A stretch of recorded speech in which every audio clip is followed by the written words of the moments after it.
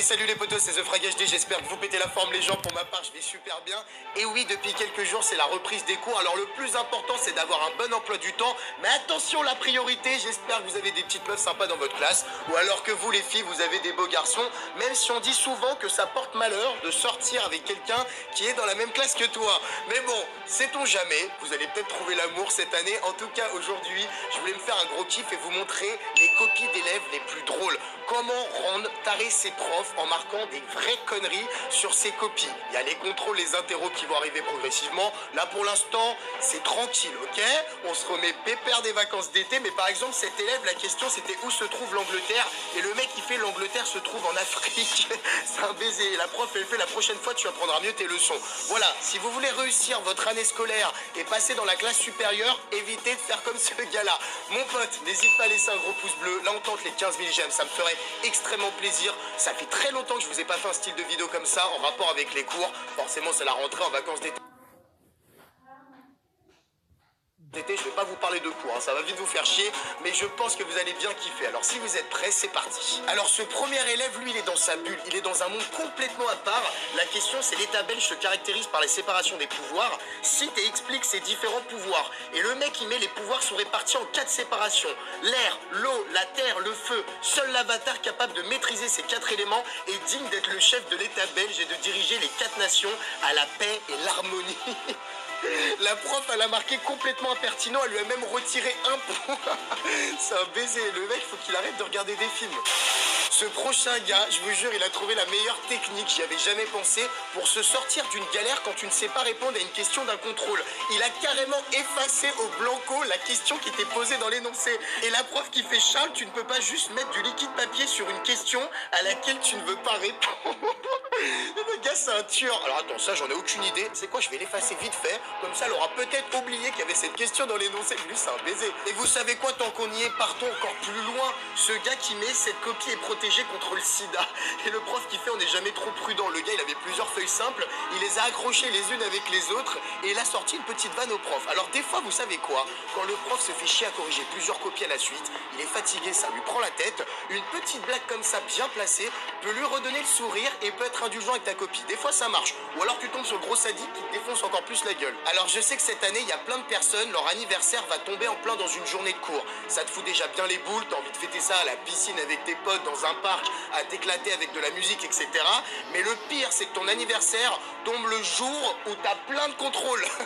L'horreur. Et tu sais quoi? Il faut tenter le tout pour le tout. Comme cette fille qui a mis, c'est mon anniversaire, si vous pouviez me mettre un point supplémentaire. Et la prof qui fait, voici le point de plus sur ta note, bon anniversaire. Elle lui a mis un 14 sur 20, mais elle lui a juste rajouté le petit point au-dessus du 4, tu vois, genre le petit jeu de mots. C'est une génie. Alors, faut quand même pas espérer gratter un point supplémentaire sur ta note parce que c'est ton anniversaire aujourd'hui. On n'est pas dans le monde des bisounours, mon pote. Il y a un mec qui a partagé sur les réseaux sociaux une poésie que sa petite sœur a écrite. Elle est très jeune et vous allez voir la gênance de sa poésie. Je sais pas dans quelle famille elle est tombée, mais en gros elle dit: j'ai trempé mon doigt dans la confiture. J'ai trempé mon doigt dans la confiture, turelure. Ça sentait les abeilles, ça sentait les groseilles, ça sentait le soleil. J'ai trempé mon doigt dans la confiture, puis je l'ai sucé. Comme on suce les joues de bonne grande maman qui n'a plus mal aux dents et qui parle de fées. Puis je l'ai sucé, tellement sucé que je l'ai avalé. What the fuck? Comment une gamine qui, à mon avis, doit avoir entre 8 et 11 ans peut écrire une poésie comme ça? Genre, il se passe quoi dans sa tête? On est d'accord, c'est chelou. Il y a ce prochain mec qui m'a fait taper une grosse barre. Clairement, on va pas se mentir, il a rien appris de son cours et il arrive à la conclusion, il fait: écoutez, répondre au hasard, c'est mal, insuffisant, il faut apprendre son cours, c'est mieux. Le gars est honnête au moins avec la prof, tu vois. Et elle lui répond: oh, bien dit, que la force soit avec toi pour apprendre ton cours, mais fais attention au côté obscur qui te pousse à traîner au foyer. En gros, le traite de gros branleur. Écoute, arrête de traîner au foyer et taper des petites parties de baby-foot. Tu prends tes cours, tu travailles, tu t'isoles dans ta petite bulle et tu n'auras même des bonnes notes, mon gars. Là, on a encore affaire à un gars qui n'a strictement rien appris. La question, c'est qui était Louis XVI? Le mec, il répond: le 16e des Louis. Elle fait: merveilleux. Après, l'autre question, c'est pourquoi est-il mort? Il fait: c'est la vie, 3 petits points. Elle fait: mais encore. Et la dernière question, c'est quand est-il mort? Et il fait: oh, je ne sais pas, je ne lui ai pas demandé. Et la prof qui fait: bien, tu aurais dû. Et le gars a eu 0 sur 5, elle marque en progrès. Histoire de bien se foutre de sa gueule. Bah attends, tu mets une copie comme ça, je vais te défoncer. Alors on dit souvent que les Français sont très mauvais en langue. Par exemple, les Allemands parlent super bien l'anglais, les étudiants allemands, et les Français, notre accent est pourri, notre vocabulaire aussi. Mais à ce point-là, il fallait traduire la phrase assis-toi, et le mec il a dit ça s'écrit shut up, ça veut dire ferme là quoi, la ferme. C'est un baiser quoi, sit down quand même. Ça j'espère que vous le savez les potes. Ceux qui vont faire de l'anglais cette année, ne sortez pas shut up. Dans une copie on te demande comment on dit assis-toi, parce que là ça va mal se passer. Mais si vous pensez qu'on est les pires en France, regardez cette copie américaine. Il doit répondre à une équation mathématique et il fait Jesus is always the answer, tu vois. C'est-à-dire Jésus est toujours la réponse et la prof elle fait not in this question. Genre non pas pour cette question. Le mec c'est un baiser quoi. C'est comme si genre on te pose une question, problème mathématique hyper important, tu fais Jésus la réponse. Le gars trop confiant tu sais. Ce prochain élève a un contrôle sur les sciences, c'est la vie de la Terre. Oh là là, c'est une matière date pour moi. Et justement, il a aucune connaissance du cours. Il fait ne m'enlevez pas de points s'il vous plaît, je n'étais pas là ce week-end. Et la prof qui lui répond moi non plus, et je prends toujours le temps de corriger ton devoir.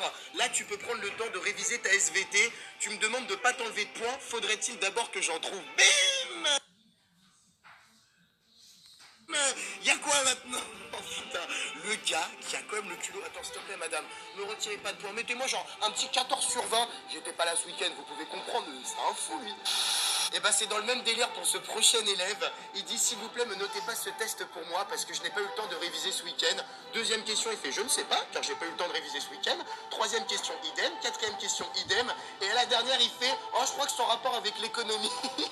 Le pire c'est qu'il est 0,5 sur 10. Elle a trouvé où ce 0,5 points? Peut-être parce que le mec a dit je crois que c'est en rapport avec l'économie. Non tu crois vraiment tu vois. Et la prof qui fait à revoir. Mademoiselle, ah c'est une fille, vous feriez mieux de réviser le week-end au lieu de vous balader en ville. PS, je vous ai vu ce week-end. Ah putain, la prof qui t'espionne. Et je vois trop la fille, excusez-moi, j'ai vraiment pas eu le temps ce week-end de réviser, j'ai eu des grosses obligations, alors qu'elle était en train de faire un barbecue dans le parc de sa ville avec ses copines.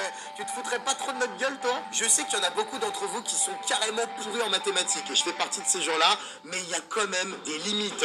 Cet élève doit faire un calcul, et c'est 15 995, et tu dois retirer 20% à ce nombre. Et le gars, il trouve 15 994,8. Comment tu peux perdre 20 centimes en retirant 20%? Et la prof qui est carrément choquée, elle fait attends, quelle est la marque de ta machine à calculer en fait? Oh le gars, je sais pas s'il a fait de tête ou si son appareil était complètement en train de bugger ou si c'est un teubé fini, mais là c'est chaud quoi. Et on va terminer avec cette dernière copie qui m'a fait taper une grosse barre. Le culot maximal de cet élève. C'était en anglais, hein, donc c'est traduit.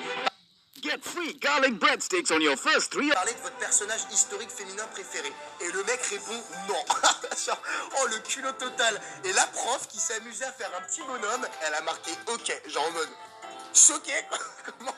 Non mais je pense que dans sa carrière, elle a dû tomber que sur un élève comme ça. Non mais t'imagines, on te pose une question dans un énoncé, un contrôle super important, et toi tu réponds non, j'ai la flemme, pas envie de répondre. Oh putain, oh le génie quoi. Bon voilà les potos, c'est la fin de la vidéo.